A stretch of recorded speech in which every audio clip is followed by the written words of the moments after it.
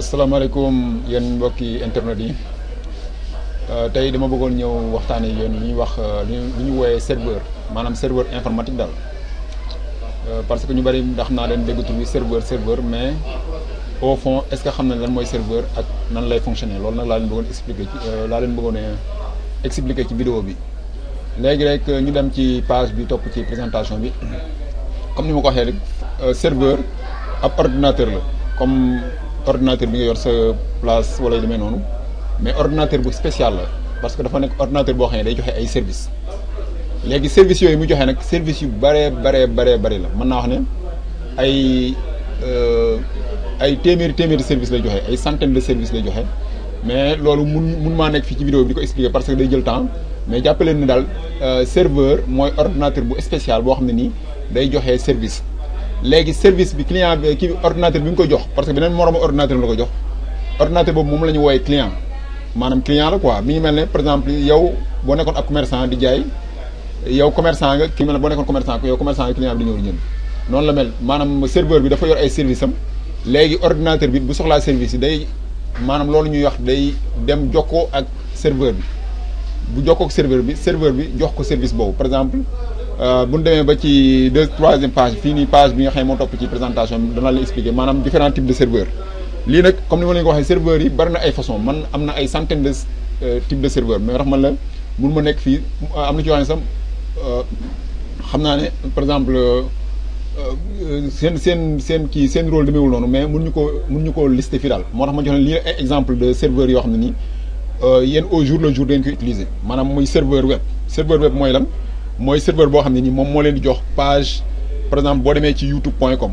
nga bëgg a am page youtube moom moo lay jox page boobu par exemple boo demee ci page google.com nga bëgg a am page google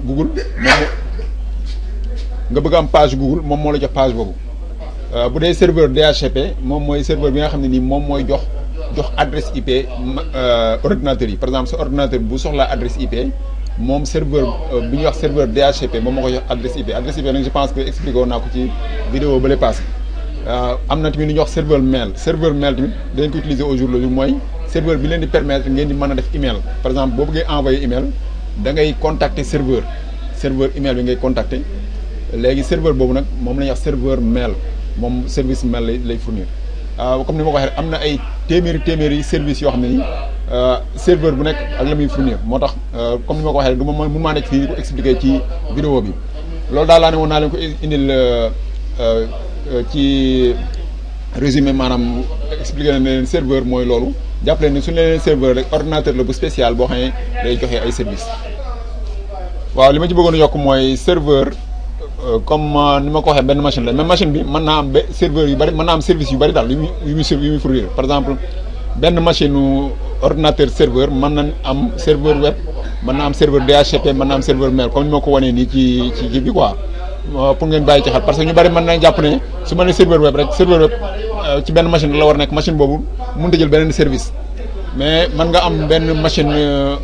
serveur mu jël service yu bari par exemple léeg-léeg nga gis serveur boo xam ne mën naa jël ba lu ëpp sax ay 10 services voilà loolu tamit dama bëggoon ngeen bàyyi ko xel daal xam ne serveur machine serveur bi ak service bi